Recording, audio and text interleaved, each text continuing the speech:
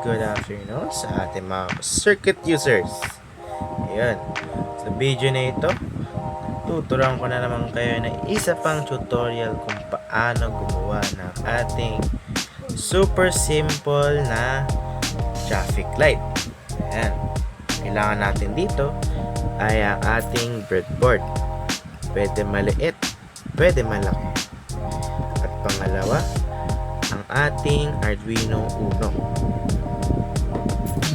At pangatlo, jumper wires, male to male, 4 pieces.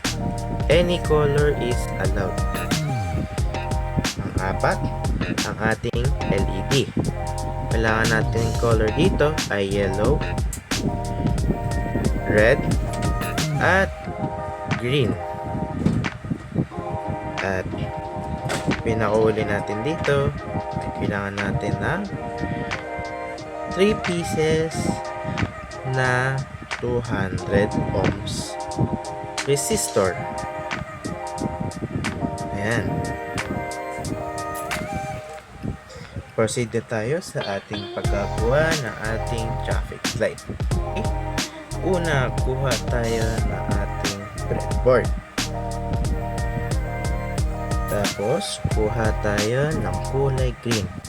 Tandaan, meron pinagkaiba dito sa ating LED pin. Ang mahaba nito ay anode at yung maliit ay cathode. Ang cathode ay negative. Meanwhile, sa mahaba ay positive. Ayan. Susuksok natin siya dito. Kahit saan pwede.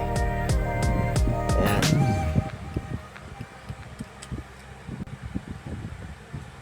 Pangalawa, kunin natin yung isa pa. Isa pang LED. Sasaksak naman natin siya dito. Kahit saan naman pwede natin ilagay. Ayan.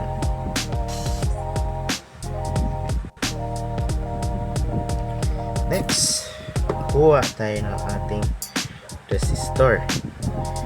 Meron din tong maliit at malaki. Ayan. Connect natin dito sa cathode to ground or negative, yung kulay blue. Ayan. Natin isa pa. Sasaksak natin siya dito sa isa pang LED cathode. At last, dito naman sa ating color pin. Ayan. Ito na siya. Now, paano natin mako-connect ang ground to main circuit? Gagawin lang natin dito, kukuha tayo ng isang wire, sasaksak natin siya dito. Kahit ano naman, pwede dito, or dito. Ayan, pwede saksak natin dito. Tapos syempre, ang isasaksak natin siya dito sa G and D or ground. Ayan.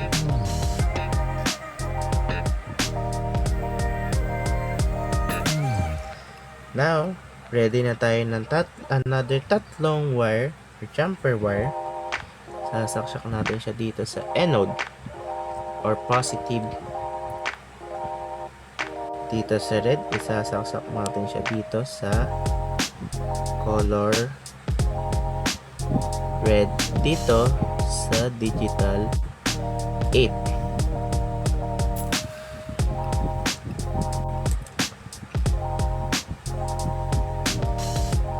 Ayan. Next, sasaksak natin siya dito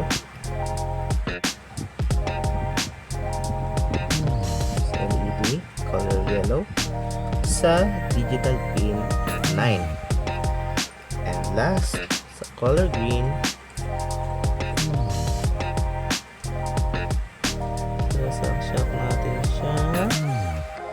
dito sa number 10.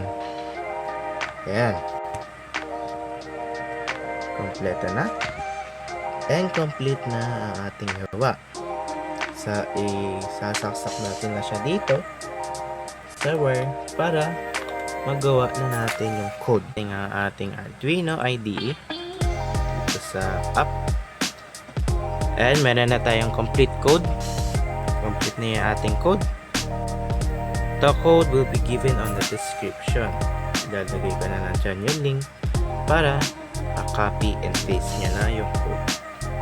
Lastly, make sure na connect sa Arduino Uno. Final, upload na natin. Once na upload siya, ganito na dapat ang itsura.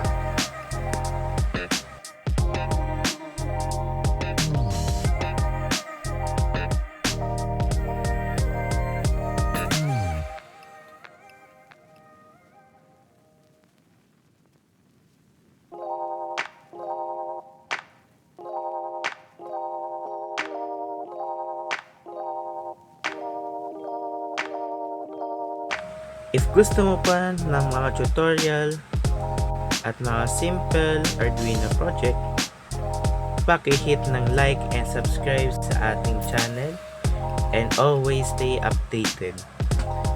Thank you for watching. Bye!